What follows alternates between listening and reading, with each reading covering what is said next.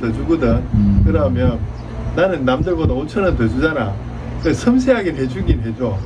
꼴록꼴록 오는 거.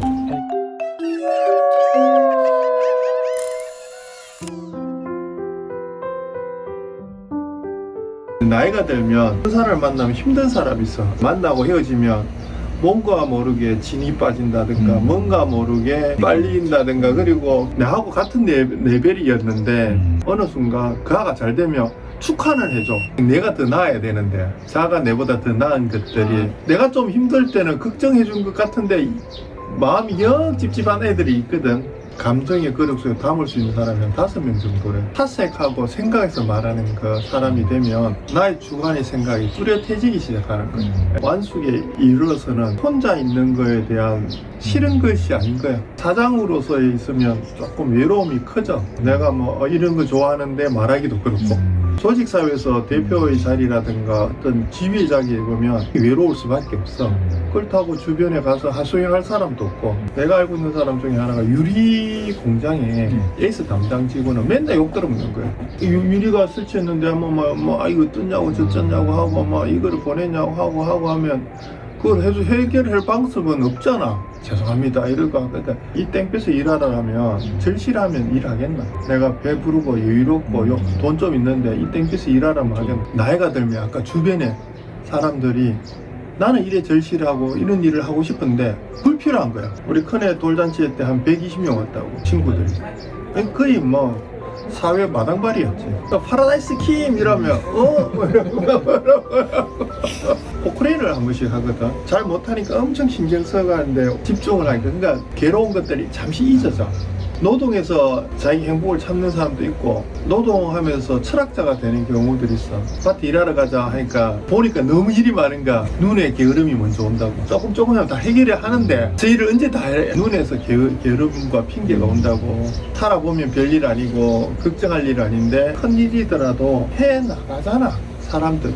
근데 눈과 귀로서 게으름과 불평과 고민과 이런 것들이 온단 말이야. 제일 힘든 게 사람은 이 정도는 만족하는데 이 사람은 손끝만큼도 실수가 있어는 안 되는 내 집인데 라고 하면 그 스트레스는 전화 오는 담당자한테 힘들지. 그제? 나는 내성적이라서 많이 담는 성격이거든. 주변의 친구들과 술로 푼다든가 말로 푸는 것보다 조금은 내 시간에서 그걸 느끼는 것들이 있어. 그 참선이야.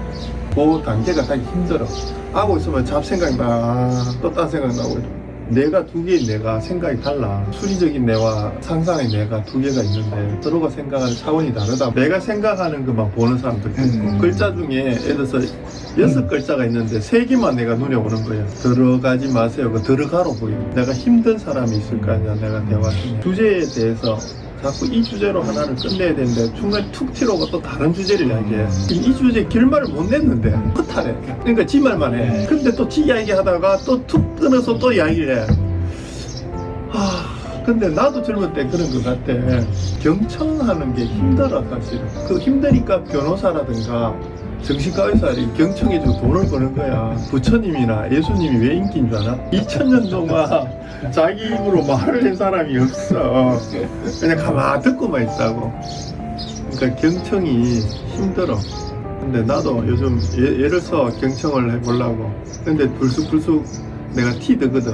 그게 뭐냐면 내가 고요하지 않다는 거야. 내 마음이 뭔가 쫓기고 있어. 특히 그런 걸 느껴. 싸움을 하면 애가 타서 이것도 지시하고 저 근데 결국은 되는지는 않거든. 신용을 할 뿐이지. 요즘은 그게 어떻게 바뀌었냐면 처음에는 외롭고 힘들더만 내가 회사를 만들고 내가 대표가 되었고 내가 일을 하고 있고 사람 관계가 이렇잖아. 내가 선택한 일인데 그걸 이제 즐겨야지. 그 지점에서 갈리는 것 같아요. 사람이 탓을 하지 않는 거죠, 대표님. 그렇죠. 나는 우리 와이프한테 많이 탓하거든. 에이 그럴 줄 알았다 이랬다고. 우리 와이프가 야 엄청 그럴 줄 알아 또 그런다고. 근데 이제 안 하거든 그 말을. 그게 사람을 무시하는 성향이 있다는 걸 내가 내 스스로 알았지. 위치나 지위, 직업 때문에 그런 일을 하는 거지. 그 내면에 보면 그 일에서 누구보다 진솔하게 하는 사람들이 많잖아. 그러면 그분들은 도인으로밖에 난 안 보여. 그런데 그 도인들 중에 말로서 경박한 표현이 있거든. 공부가 안 된 거야. 진짜 속 내면을 보면 진국이고 다 한데 말로서 다 까먹는 사람들 있잖아. 서툴다고 할 수도 있고. 그렇지. 근데 결국은 허탈함이야. 내가 거기에 물들 필요는 없다고 생각하는 거야. 내 주위가 막 한다고 해서 내까지 굳이 거기에 남 탓하면서 그럴 필요는 없는 거야. 내 삶은 내가 살아가는 건데 말을 한두 번 거들 수는 있지만 거기에 내 감정까지 와 하면서 할 필요는 없다. 근데 요즘 사람들은 다 감정을 거기에 같이 열광하고 열정하지. 그건 외로워서 그래. 그 외롭다는 거는 뭔가 자기가 주제로 갖고 할 수 있는 일들이 없어서 그래. 조각을 좋아한다 하면 그 열정 그렇게 안 해. 그 조각에 빠져있지. 나는 내 삶에 열정이 있고 삶이 있으면 거기 빠져있지. 거기 가서 와 하질 않아. 그러면 그 열정이 외로움을 대신해 주거든. 과학자들이 엄청 외롭게 연구를 하잖아. 열정으로 그 연구를 하고 그 외로움이나 모든 걸 다 거기서 보상을 받는 거야. 그 희열감. 나라 망치는 사람들은 다 서울대가 다 망치잖아. 근데 그 암기가 뛰어났다고 해서 현명함도 뛰어나질 않아. 현명함은 내면에서 나와. 나보다 더 뛰어난 선지식을 만나야만 그게 다져지고 발전을 해. 내보다 한 단계 나은 사람과 시간을 좀 자주 보내는 게 도움이 되지. 삶에서의 외로움에 대해서 공허하면 고독사가 돼. 외로움이라는 게 나는 이런 방식으로 세상하고 소통하고 있어를 획득한 사람하고 그거를 못 찾고 당황하는 세상하고 나는 이런 식으로 나는 소통하고 있어라고 확실히 있으면 외롭지 않을까. 어떤 분은 세상과 소통 안 하도 자기 만족으로가 해서 삶을 마감한 사람들이 있어. 어떤 사람은 글로서 한다든가, 어떤 사람은 한두 명한테 그 말을 전한다든가, 어떤 사람은 못 전화도 다음 생을 기대하면서 그냥 가지고 가는 사람이 있어. 고독사하고 비교를 해보면 내가 시골에 가서 혼자 꽃을 보고 좋아하고 뭐를 좋아하면서 삶을 영위하면서 살고 싶다는 사람들이 외로워서 가는 건 아니거든. 어떤 사람 따라 다 주제가 틀리지만 그 주제에 여유로움을 갖고 있으면 외롭지가 않다. 질이 달라지는. 그렇죠. 절실해서 가면 그 일을 하는 거지만 그 시간에 외로움이라고 느끼지 말고 오늘 일 열심히 하고 왔는데 좀 씻고 세수하고 있는데 선풍기 바람 좋다라고 캠맥주 할 때 외로움. 그때 굳이 친구나 옆에 없어도 행복하잖아. 거기 폭이 큰 사람들이 있다. 그거 뭐냐면 생각 깊이가 크다는 거야. 그렇게 느끼려면은 그 사람이 명확히 가고자 하는 목적지나 방향성이 확실했을 때 그런 모든 일련의 행동들이 소화될 수 있는. 어떤 일을 하는 데서 성취감이라 있잖아. 이것도 못 해보고 저것도 못 해보고 공허함으로 있는 사람. 이 취업생들은 어떻게 해서 나는 지금 안정감이 없잖아. 그런데 따지고 보면 그 사람들 눈이 높은 그 경우도 있고 지향하는 목표점이 높은 것도 있잖아. 다행히 거기에서 수많은 노력을 하잖아. 그럴 때는 여유로움이 없잖아. 어떻게 죽고 살기로 그걸 해야 되니 그 결과 도달하고 나면 그 다음에 삶이 없을까? 서울대 들어갔다고 해서 그 다음에 공부가 없냐고? 있지. 공부가 있냐면 또 시험도 있을 거고 그 다음에 사회가 없냐고? 있지. 또 결혼도 있고. 그러면 세상은 계속 또 있는데 나를 밀어붙이지만 그 밀어붙인 데 나는 내 모습이 변해가고 있는 거야. 괴물이 될 수도 있고 선인이 될 수도 있고 지식인이 돼서 여러 얼굴로 변해가고 있는데 내가 중심을 가질 수 있는 뭔가 하나를 누구로부터 받아야 되는데 그게 뭐냐면 선지식으로부터 받는 게 좋은 거예요. 광신도들이 있지. 그 광신도 입장에서는 그게 선지식인 거예요. 그 삶이 전개적으로 미쳐서 왜 저럴까? 근데 그 사람 입장에서는 그게 자기한테는 모든 걸 운도 중요하네. 그래서 그 옛날에 사람을 만나야 돼. 그렇지. 육체적 교감보다는 정신적 교감이 더 우선이고 정신적 교감보다는 마음적 교감이 더 우선일 때가 있어. 향기로움이 있으면 그 향기로움에 취해서 비슷한 사람이 와. 근데 내가 악취를 풍기면 악취끼리 모여.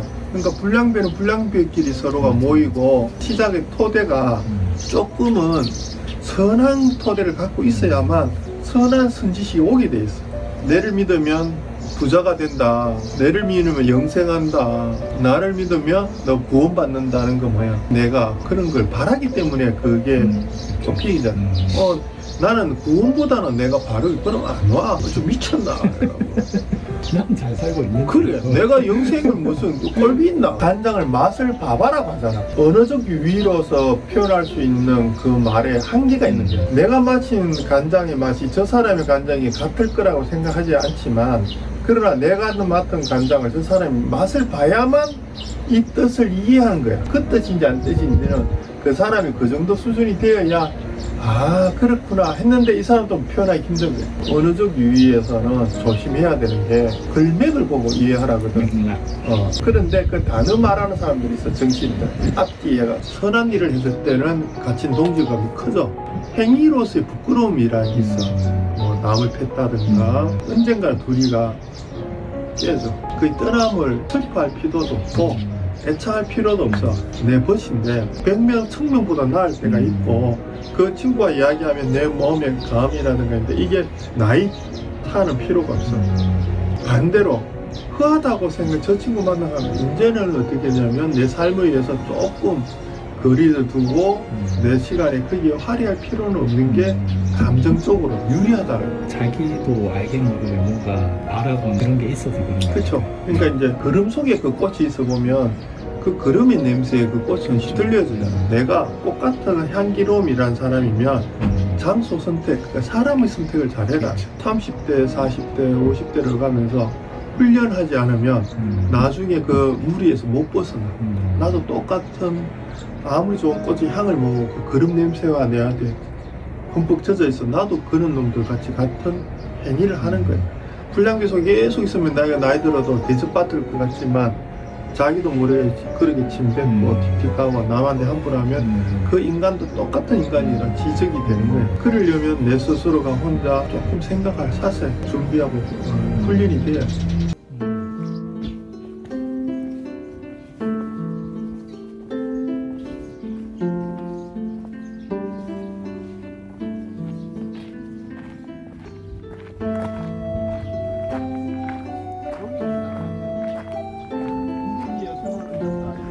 웅자라고 해요.